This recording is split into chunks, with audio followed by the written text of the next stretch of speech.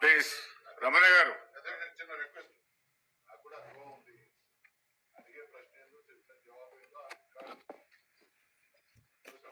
ఇంకా డీటెయిల్ గా కావాలనుకుంటే ఏ గవర్నమెంట్ టైంలో ఏం జరిగిందో చెప్పుకునే అవకాశం మాకు కూడా కలగాలి. షార్ట్ డిస్కషన్ టేకప్ చేయమని అది సలహా తప్ప. మంచిది ప్లీజ్.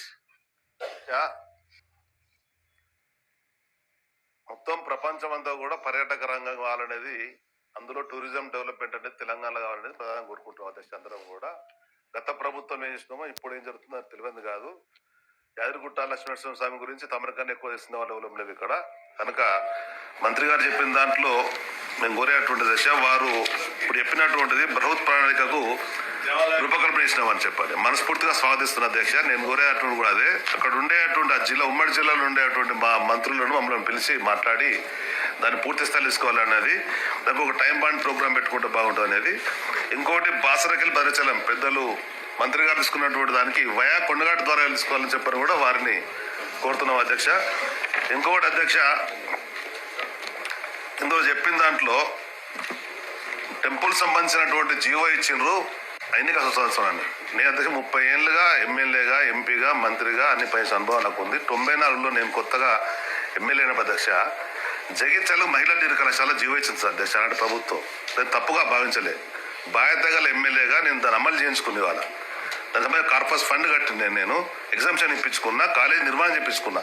అది సహజంగా ప్రభుత్వాలలో 6 ప్రభుత్వాలలో అనేక జీవోలు ఇస్తాం. ఆ జీవోలు ఇచ్చే దాంట్లో వాస్తవంగా క్షేత్రస్థాయిలో అవసరం ఉందా లేదా, అది ఉపయోగపడదా అని సమీక్ష చేసుకొని దాన్ని ముందు చేస్తారు అధ్యక్ష. అన్ని పనుల మాదిరిగా ఈ పని కాకుండా ఇది ప్రత్యేకమైనటువంటి కొండగట్లు ఉండేటువంటి కొండగట్టు ఆ కోట్లాది మంది సంబంధించిన కనుక ఆ మనోభావాలు దెబ్బతినకుండా మీరు సహజంగా మాట్లాడకుండా దాని భక్తుల మనోభావాలకు అనుగుణంగా సౌకర్యం కల్పించడంలో ఉదాహరణ ఆలోచన అధ్యక్ష, అది ఒక ఆధ్యాత్మిక కేంద్రంగా తయారైంది.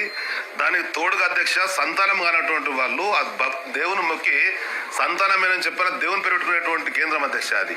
దానికి తోడుగా మానసిక అనారోగ్యమైనటువంటి వాళ్ళు కూడా వైద్యంతో పాటు ఆ దేవుని కొలిచేటువంటి పవిత్ర స్థలం అధ్యక్ష. కనుక మీరు అన్ని పనులతో పాటు చూడకుండా ప్రత్యేకంగా ఆలోచించి మీరు ఇప్పటినటువంటి ప్రభుత్వ ప్రణాళిక వెంటనే చేపట్టాలని చెప్పని మీ ద్వారా ప్రభుత్వాన్ని కోరుతున్నారు. ధన్యవాదాలు. గౌరవ మంత్రి గారు,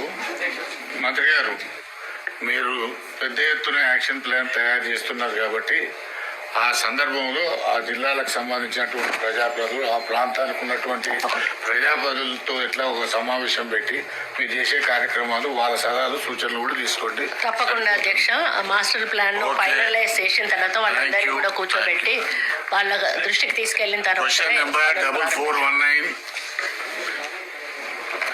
Teenmar Mallanna garu. Put the questions. Honourable minister.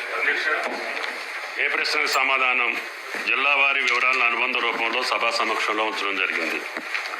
B&C 2025 August October మధ్యలో వచ్చిన భారీ వర్షాల కారణంగా వ్యవసాయ ఉద్యానవన పంట నష్టానికి బాధిత రైతులందరికీ ఇన్పుట్ సబ్సిడీ చెల్లింపు నిమిత్తం వరుసగా 25, 11, 25 తేదీ గల రెవెన్యూ DM నెంబర్ 1 శాఖ జీవో RT నెంబర్ 68, 69 ద్వారా 122,33,16,16,000 రూపాయలను, అదేవిధంగా 109,28,61,61,000 రూపాయలను ప్రభుత్వం మంజూరు చేసింది. తదుపరి 24,13,81,892 రూపాయల మొత్తానికి మంజూరు ప్రతిపాదన ప్రభుత్వ పరిశీలనలో ఉంది అధ్యక్ష.